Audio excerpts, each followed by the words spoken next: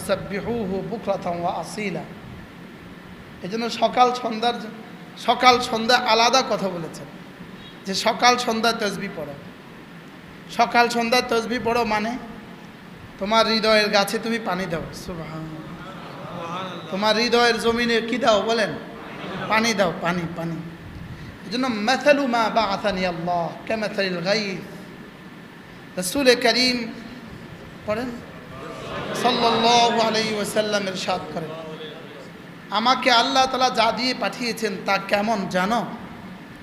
আমাকে রব যা দিয়ে পাঠিয়েছেন তা কেমন? কামাসালিল গায়থ, এটা হলো বৃষ্টির পানির মতো। সুবহানাল্লাহ। বৃষ্টির পানি জমিনের জন্য যেমন, নসিহত উম্মতের দিলের জন্য তেমন। কি হয়? বৃষ্টির পানি হলে যেমন শুকনো জমিনে ঘাস গজায়, নসিহত হলে মরা দিলেও জিকিরের গাছ গজায়। আল্লাহ তাআলার মহাব্বতের কি গাছ গজায়, আল্লাহ তাআলার মহাব্বতের গাছ ওঠে। এজন্য ইমাম আহমদ ইবনে হাম্বল রাহিমাহুল্লাহর একটা কওল আছে, তিনি বলেন যে নসিহত কেমন জানো? নসিহত হলো বাচ্চাকে ব্যাট দিয়ে হালকা মারার মতো। বাচ্চারে যদি আপনি একটা বাড়ি দেন, এটা কিন্তু দাগও লাগে না, খুব বেশিও ব্যথা পায় না, কিন্তু একটু সতর্ক হয়। একটু কী হয় বলে? একটু সতর্ক হয়। বলে নসিহত শুনলে পরে বলনেওয়ালা শুননেওয়ালা এ অল্প কতক্ষণের জন্য একটু কি হয় বলেন? একটু সতর্ক হয়। ওরা আমাদেরকে গান দিতে পারছে, ছবি দিতে পারছে, নাটক দিতে পারছে, ডেলি 2-4-10টা। লেকিন আমরা ঈদের সময়, ও ঈদের পরে আবার কিসের মাহফিল রে, ঈদের পরে কিসের গান রে, বুঝেন না? কেউ কি বলে রে ঈদের পরে কিসের গান রে আবার? এটা কেউ কইছে কোনোদিন? আরে ঈদের পরে আবার কিসের ছবি রে, আরে ঈদের দিন আবার কিসের ছবি রে? ঈদের দিন কিসের ছবি এই কথা বলে না, ঈদের দিন কিসের ওয়াজ, এটা কি কি কেন বলে? বুঝেন নাই কথা? ঈদের পরের দিন ছবি চলে না, চলে না? ঈদের দিন পরের দিন ছবি চলতে পারলে ঈদের পরের দিন ওয়াজ চলতে পারবে না কেন? ঈদের পরের দিন আবার কিসের ওয়াজ রে, ঈদের পরের দিন কিসের ছবি রে? কি আমাদের আনিস আছে, মৌলানা আনিস বলতেছে, আমি নামাজ শেষ করে ঘরে ফিরছিলাম, আমার বাচ্চাটা ছিল সাথে। ফিকাফের মধ্যে ছেলেরা নাচে, নাচে না? তো বাচ্চারা জিজ্ঞাসে, আব্বা এরা নাচে কেন? তো মৌলানা আনিস এদেরকে কুত্তা কামড়াইছে, এর লাগে নাচে। এদেরকে কি কামড়াইছে? এদেরকে সকালবেলা কুত্তা কামড়াইছে, এরা নাচে।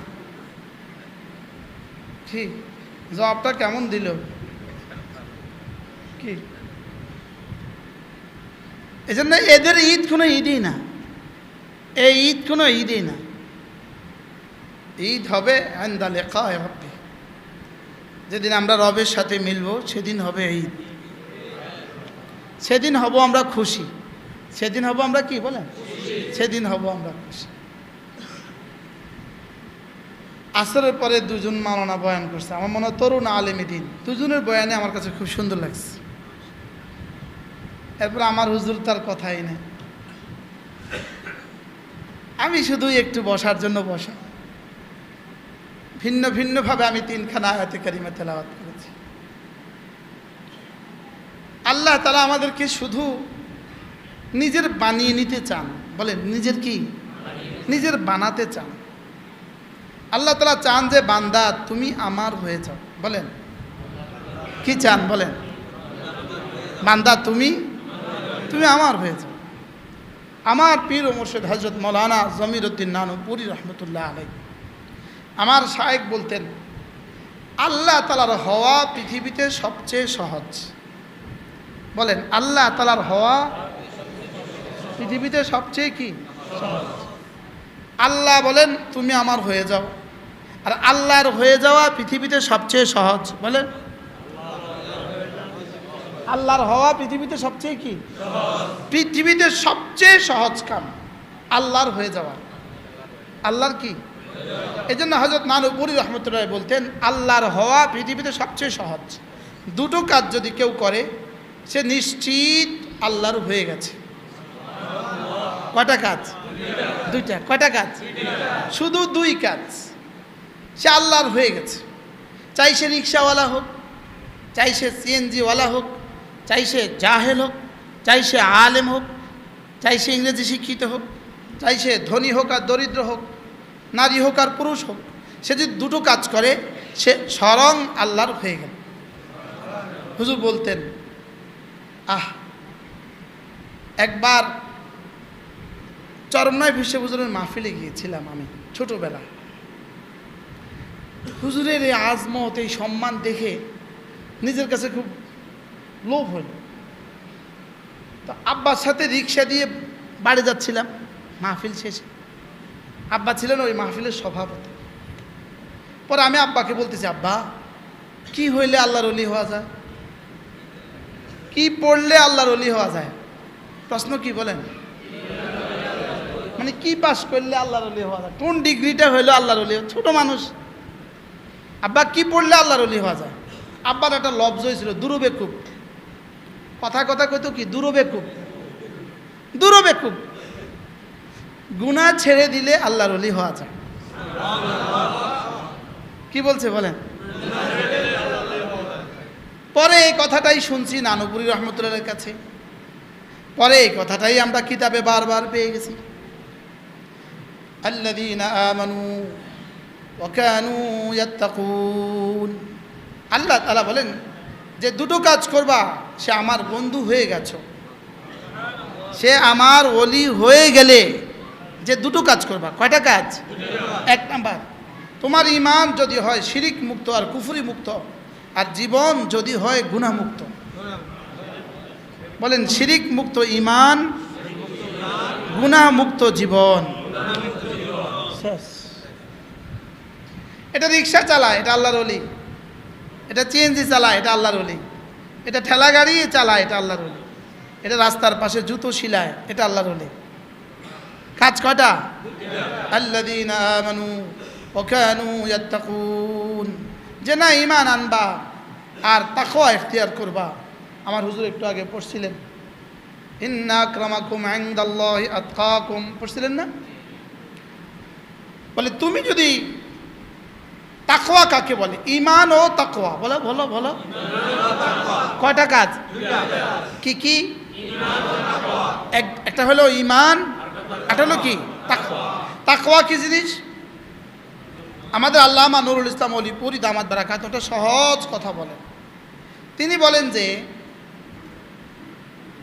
গুনাহের সাজার কথা মনে করে, বলেন, গুনাহের মজা ছেড়ে দেওয়া। আজি বলেন, গুনাহের সাজার কথা মনে করে। সাজা মানে কি? সাজা। সাজা আমরা কই সাজা। গুনাহের সাজার কথা মনে করে, বলেন, গুনাহের মজা ছেড়ে দেওয়া। গুনাহে মজা আছে না নাই? ফেসবুকে মজা আছে না নাই? কি পরিমাণ মজা! এর চেয়ে মজার কোনো গুনাহ পৃথিবীতে নাই। কি বলেন? এর চেয়ে মজার কোনো গুনাহ পৃথিবীতে কি? তাহলে গুনাহে কি আছে? মজা আছে। আছে না নাই? গুনাহের মজা ছেড়ে দেওয়া কি কি মনে করে? শাস্তির কথা মনে করে। হুজুর বলেন যে গুনাহের সাজার কথা মনে করে গুনাহের মজা ছেড়ে দেওয়া, এটা হলো তাকওয়া। ফেরেশতার কাছে গুনাহের মজা নাই। ফেরেশতার কাছে গুনাহের মজা নাই। আর জানোয়ারের কাছে গুনাহের সাজার ভয় নাই। জানোয়ারের কাছে গুনাহের সাজা নাই। বলেন, গরু জানে না আরেকজনের খেতে ঘাস খেলে, ধান খেলে কি পিটাই হবে, এটা গরু জানে না। এটা গরু কি জানে না। তাহলে গরু জানে না সাজার কথা, ফেরেশতা জানে না মজার কথা। বলেন, ফেরেশতা মজা জানে না। ফেরেশতা জানেই না জেনাতে কি মজা, এটা ফেরেশতা জানে না। হ্যাঁ, এই জ্ঞান আল্লাহ তাকে দেয় না। ফেরেশতা সাজার কথা জানে, মজা জানে না। গরু মজা জানে, সাজা জানে না। বলেন, এই জন্য গরুর জান্নাত আর জাহান্নাম নাই। ফেরেশতা মজা জানে, সাজা জানে না, এই জন্য ফেরেশতারও কি নাই, জান্নাত জাহান্নাম নাই। কোনো ফেরেশতা জান্নাতে যাবে না, বলেন বুঝি এটা কথা?